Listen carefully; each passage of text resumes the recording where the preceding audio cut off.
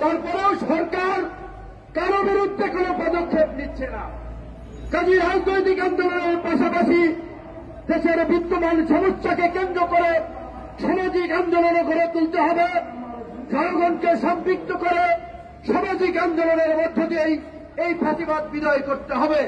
তাই তারা আজকে এই বাজার কারসাজি, দুর্নীতি, লুটপাট, অর্থ পাচারের সাথে জড়িতদের গ্রেপ্তারের দাবিতে ঢাকা মহানগর গণ অধিকার পরিষদ এই প্রোগ্রাম আয়োজন করেছে। প্রোগ্রামে গণ অধিকার পরিষদের অঙ্গ সংগঠন, সহযোগী সংগঠন, ছাত্র যুব শ্রমিক অধিকার পরিষদের নেতৃবৃন্দ বক্তব্য রেখেছেন। আমি সবাইকে ধন্যবাদ জানাই। সাংবাদিক এবং সোশ্যাল প্ল্যাটফর্মে যারা আমাদের বক্তব্য প্রচার করছেন, অনেকক্ষণ দাঁড়িয়ে ভিডিও করছেন, পথচারীরা, তাদেরকেও ধন্যবাদ জানাই, শুভেচ্ছা জানাই, সালাম জানাই। আসসালামু আলাইকুম। বন্ধুরা, বক্তব্য বলেছে সাম্প্রতিক 3-4টি চাঞ্চল্যকর ঘটনা সবার বক্তব্যে উঠে এসেছে। কাজী সেইগুলো নিয়ে কিছু কথা বলতে হয়। তার আগে আমি ওবায়দুল কাদেরকে ধন্যবাদ জানাই যে যদি তিনি মিন করে এই কথাটি বলে থাকেন, মন থেকে বলে থাকেন যে জেনারেল আজিজ কিংবা বেনজির, সাবেক পুলিশ প্রধান, সেনাপ্রধান, যাই হোক না কেন, তাদের অপকর্মের দায় সরকার নিবে না, এই কথা যদি তিনি মনে প্রাণে বিশ্বাস করে বলে থাকেন তাহলে আমি ধন্যবাদ জানাই। আর যদি অভিনয়ের জন্য, জনগণকে ধোঁকা দেওয়ার জন্য, আইওসের জন্য বলে থাকেন তাহলে আমি ঘৃণা প্রকাশ করছি, আমি ধিক্কার জানাচ্ছি। কারণ এই পুলিশ প্রধান বেনজির, যার নাই কোনো নজির, আসলেই উনি বেনজির। যে এই বেনজিরকে পুলিশ প্রধান কে বানিয়েছে? ধাপে ধাপে প্রমোশন দিয়ে ঢাকা মেট্রোপলিটনের এই ডিএমপির কমিশনার, র্যাবের প্রধান, তারপরে পুলিশ প্রধান কে বানিয়েছে? শেখ হাসিনা বানিয়েছে। কাজে এই বেনজিরের অপকর্মের দায় শেখ হাসিনাও এড়াতে পারেন না।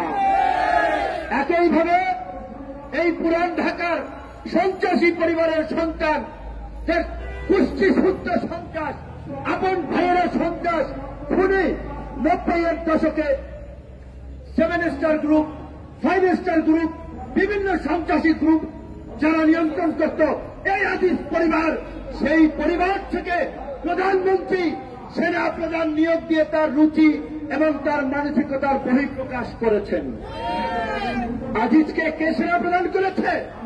এই সরকার প্রধান, এই শেখ হাসিনা সেনা প্রদান করেছে। কাজেই তাদের মানসিকতায় যে লুটপাট, গুম, খুন, সেটা তো তারা উচ্চ পদে খুনি, লুটেরা, দুর্বৃত্তদেরকে বসিয়ে প্রমাণ করেছে। আমাদের সংগ্রামী সভাপতি ঢাকা মহানগর উত্তরের মিজান ভাই বলেছে, প্রধানমন্ত্রী 42টা টেলিভিশন, পত্র পত্রিকার সামনে কথা বলছেন, সাংবাদিকদেরকে গরু ছাগল মনে করছেন, মানুষকে পাগল মনে করছেন, উন্মাদ মনে করছেন, তাই তিনি মিথ্যে বলে যাচ্ছেন। সাংবাদিকরা চুপচাপ সেটা ফলো করে লিড নিউজ করছেন, টেলিভিশনে প্রচার করছেন, আর আম পাবলিক শুনে আর হাসে।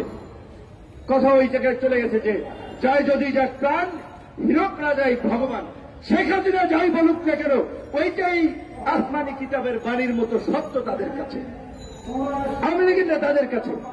এবং তিনি প্রতিনিয়তই এই ভোট এবং নির্বাচন নিয়ে মিথ্যাচার করে যাচ্ছেন, জনগণের সঙ্গে ইচ্ছামি করে যাচ্ছেন যে জনগণ আমাদেরকে ভোট দিয়েছে, আমরা এদেশে জনগণের ভোটের অধিকার ফিরিয়ে দিয়েছি, ভাতের অধিকার ফিরিয়ে দিয়েছি, আওয়ামী লীগ না থাকলে এদেশে উন্নয়ন হয় না, এই সমস্ত ফালতু কথা বলে বেড়াচ্ছেন, ইচ্ছামির কথা বলে বেড়াচ্ছেন একটা দেশের প্রধানমন্ত্রী, এবং রাষ্ট্র নিয়ে মস্করা করছে। ওই যে আমাদের এক ভাই বলছে না, দুইজনে গল্প করতেছে, আবার ফেসবুকে দেখলাম লেখি হচ্ছে, একজন জিজ্ঞাসা, ভাই দেশের অবস্থা কি? দেশের অবস্থা জেলখানার মতো। কেমন? জেলখানায় আজান দেয় ছিনতাইকারী, ইকামতি করে চোর, নামাজ পড়ায় খুনি, তাই না? জেলখানায় তো ম্যাক্সিমাম অপরাধী নেই, জেলখানায় তাদের সাজা হয়, তারা থাকে। তো সেইখানে তো ইমামতিও করে সেই অপরাধীরা, নামাজও ওই আজানও দেয় আপনার অপরাধীরা, আবার মোনাজাতও ধরে সেই অপরাধীরা। তো আজকে এই দেশের দিকে যদি তাকান, এই দেশ কারা চালাচ্ছে? ওই ছিনতাইকারী, চোর, ডাকাত, লুটেরারা চালাচ্ছে। কারণ আজকে জনগণের ভোট কেড়ে নিয়ে, জনগণের উপর অত্যাচার, নির্যাতন, গুম খুন চালিয়ে একটা অলিখিত রাজতন্ত্র কায়েম করে আজকে এই দেশের মানুষের সঙ্গে ইচ্ছামি করছে, প্রহসন করছে, ভোট চোরে তো লাগে। আমার কাছ থেকে ক্লু নিয়ে নিয়ে আলরাজিতে আমি বসি, 3 জন ডিআইজির তথ্য আমি দেব, কিন্তু এই রকমের 3 জন ডিআইজি না, অনেক ডিআইজি আছে। তো আজকে ওই যে আমাদের সেক্রেটারি সাহেব যেটা বলছিলেন, দুঃখ লাগে, সবাই বিবেকহীন হয়ে যাচ্ছি, যে রিক্সাওয়ালা ভাইরা বক্তব্য শুনছে, তাদেরকে সরাই দিচ্ছে কে? ধরেন একজন কনস্টেবলের বেতন কয় টাকা? বেড়া চলে রিক্সাওয়ালা ভাইয়ের চেয়ে তার ইনকাম কম। সত্য মানতে হবে। রিক্সাওয়ালা ভাই যদি গায়ে খাটে 500-700 টাকা ইনকাম করতে পারে, ধরেন 1000-20 টাকা মাসে থাকে। একজন পুলিশের কনস্টেবলের শুরুর দিকে যারা ঢোকে তাদের বেতনও কিন্তু 20,000 টাকা না।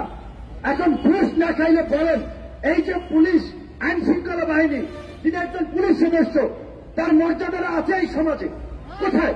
একজন কনস্টেবল এই ঢাকা শহরে বাসা ভাড়া দিয়া বউ বাচ্চা নিয়ে থাকার মতো কোন অবস্থা আছে? ডিআইজিরা তো মালপানি কামাইতেছে 100 কোটি টাকা, বেনজির কামাইছে 1000 কোটি টাকা, আর ওই যে কনস্টেবল, এসআই তারা কিন্তু বউ বাচ্চা নিয়ে ঢাকায় থাকতে পারে না। নিশ্চয়ই সব পুলিশ খারাপ না। আর্মির এই আজিজরা ক্ষমতার দাপট দেখিয়ে খুনি ভাইদেরকে রাষ্ট্রপতিকে ম্যানেজ করে মাফ করাইছে, দেশ থেকে পার করাই দিছে। তারা ব্যবসায়ী, তারা জনপ্রতিনিধি হয়ে গেছে অনেকে, কিন্তু অনেক যারা সৎ অফিসার আছে তারা খুব কষ্টে জীবনযাপন করছে। নিশ্চয়ই সব জায়গায় ভালো মন্দ আছে। তো এই যে পুলিশ ভাইয়েরা, সেনাবাহিনীর সদস্যরা, আপনাদের মধ্যে যারা ভালো আছেন তাদেরকে অনুরোধ করব, আপনারা সাহস করে এই বেনজিরের মতো কুলাঙ্গার এবং আজিদের মতো কুলাঙ্গারকে সেনাবাহিনীর সমস্ত ক্যান্টনমেন্ট এবং পুলিশ প্রতিষ্ঠানে অবাঞ্ছিত ঘোষণা করুন। কারণ এই 2 জন কুখ্যাত ব্যক্তি বাংলাদেশের 53 বছরের ইতিহাসে সামরিক বাহিনীকে কলঙ্কিত করেছে, পুলিশ বাহিনীকে কলঙ্কিত করেছে, এবং তাদেরকে বিচারের মুখোমুখি হতেই হবে। আমাদের কথা পরিষ্কার, শুধু বেনজির এবং আজিজ নয়, আরো যারা জনগণকে জিম্মি করে বিশিষ্ট শিল্পপতিতে পরিণত হয়েছেন, ব্যাংক লুটেরা, সেটা আলম হোক, বসুন্ধরা হোক, তাদের বিরুদ্ধে ব্যবস্থা নিতে হবে।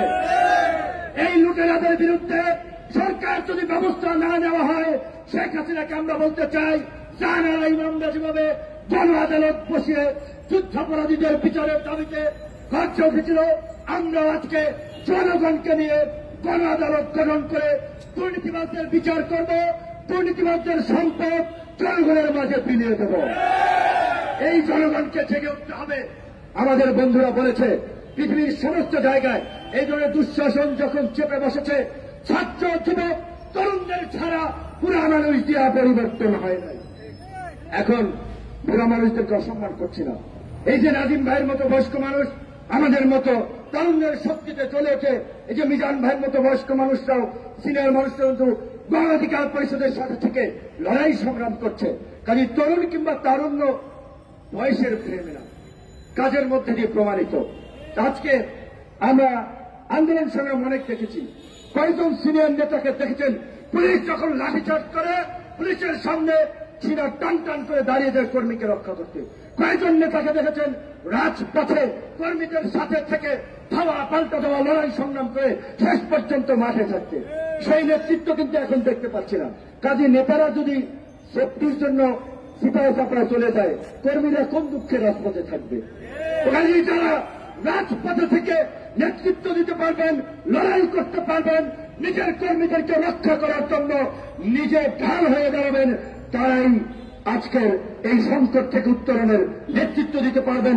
এবং গণ অধিকার পরিষদ সেটা দেখিয়েছে।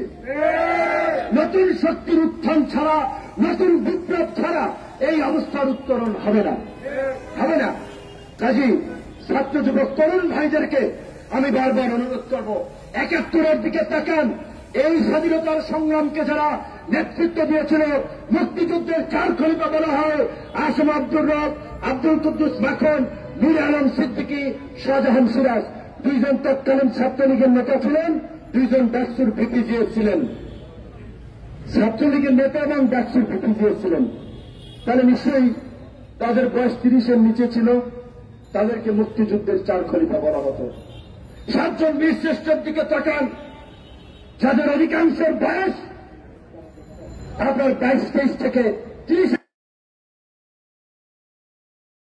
মুক্তিযুদ্ধের আরেকজন কান্ডারি যখন জাতি দিগ্ভ্রান্ত, আওয়ামী লীগের নেতারা যখন কলকাতার থিয়েটার রোডে মুক্তিযুদ্ধের নামে তাস খেলায় মত্ত হয়েছেন, দেশ জাতির দিগ্ভ্রান্ত অবস্থার মধ্যে ছিলেন, কি করবে বুঝে উঠতে পারছিল না। বঙ্গবন্ধুকে গ্রেপ্তারের পরে খামিনের বাসিয়ার মতো ওই একজন মেজর, প্রধানমন্ত্রীর ভাষায় তিনি 400 টাকার মেজর, সেই 400 টাকার মেজরই কাম কিন্তু ঘটাই দিছিল। সারা দেশ জাতিকে মুক্তিযুদ্ধে ঝাঁপিয়ে পড়ার আহ্বান জানিয়েছিল, তার বয়স ছিল মাত্র 35। কাজে আজকের তরুণ এবং যুবকরা এই দেশ আপনাদের নেতৃত্বের জন্য হাত ছাড়িয়ে দিয়ে যাচ্ছে। আপনাদেরকে রাজপথে আসতে হবে, রক্ত দিতে হবে, ইতিহাস গড়তে হবে। এই আওয়ামী লুটেরা তাদের পরিণতি ইতিমধ্যেই তারা ভোগ করতে শুরু হয়েছে। আমাদের সংগ্রামী সহযোগিতা বলেছে, আমরা প্রতিহিংসা পছন্দ করি না, আমরা বলছি আমরা একটা সম্প্রীতির, সহনশীলতার একটা ইনক্লুসিভ রাজনীতি আমরা করতে চাই। কিন্তু এই যে সাম্প্রতিক যে ঘটনাটি ঘটল, আনোয়ারুল আজিম 7 মাস আগে প্রতিদিনের বাংলাদেশ সাজালক্ষ্মী একটা পত্রিকায় নিউজ হয়েছিল যে মানুষ পেটাতে পটু এমপি আনার, 7 মাস আগে নিউজ হয়েছে। কি ভাগ্যের নির্মম পরিহাস দেখেন। আর তারে মানুষ কুফাইয়া ভাগ করছে।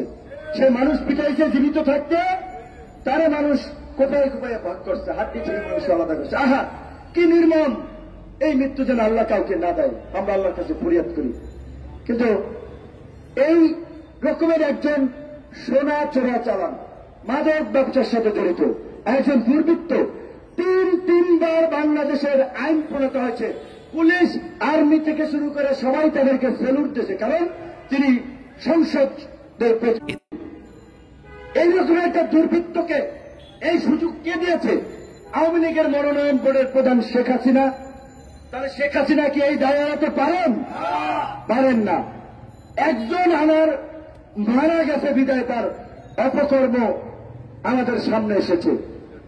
এই রকমের আরো আনার বর্তমান এই সংসদে, এই শেখ হাসিনার সংসদেই আছে। এমনকি মন্ত্রিত্ব দায়িত্ব পালন করছেন।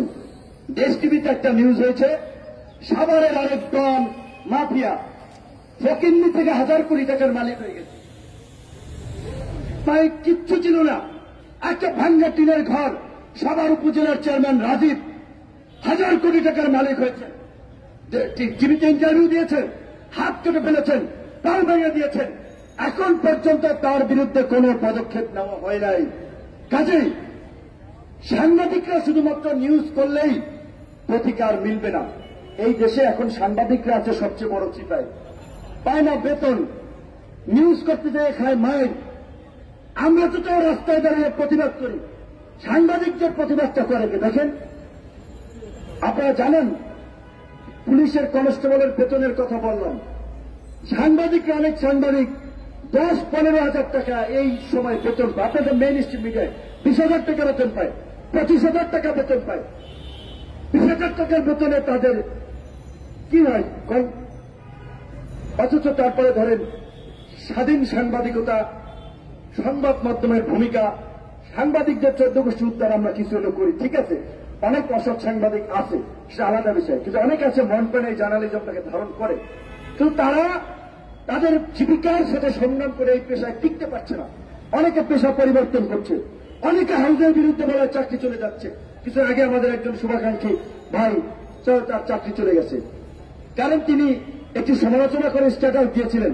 এই যে আমাদের এলিট ভাইয়েরা একটা আলোচনা সভার আয়োজন করছে, প্রেস ফ্রিডম আন্তর্জাতিক এনজিওর ফান্ডিং এর প্রোগ্রাম, তো সেই প্রোগ্রামে আমার যারা আলোচক, তাদের ধরেন অনেকে ঢাকায় ফ্ল্যাট, প্লট তারা প্রতিষ্ঠিত। তো কাজী তারা যেভাবে স্বাধীন সাংবাদিকতাকে দেখতে পারবে, মাঠের এই সাংবাদিকরা কাজ করতে গিয়ে দেখছে আওয়ামী লীগের যুবলীগের অনেক সময় এক নেতা নিউজ করতে গিয়ে ধাক্কা খাওয়া লাগে, অফিসের মধ্যে ঢুকাই নিয়ে মায়ের দিয়ে আদা মারা করে তারপরে সাইডে ক্যামেরা করা ভাঙ্গা।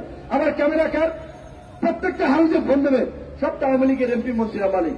কাজী ছাত্রলীগ যুবলীগ যদি আওয়ামী লীগের লোকেরা সাংবাদিকদের মারেও, ওইটা নিয়ে সাংবাদিকরা রাস্তায় প্রতিবাদ করবে বিচারের দাবিতে, যে 24 ঘন্টার মধ্যে সাংবাদিকের গায়ে যারা হাত তুলেছে তাদেরকে গ্রেপ্তার করতে হবে, এই জোর দিয়েও বলতে পারে না।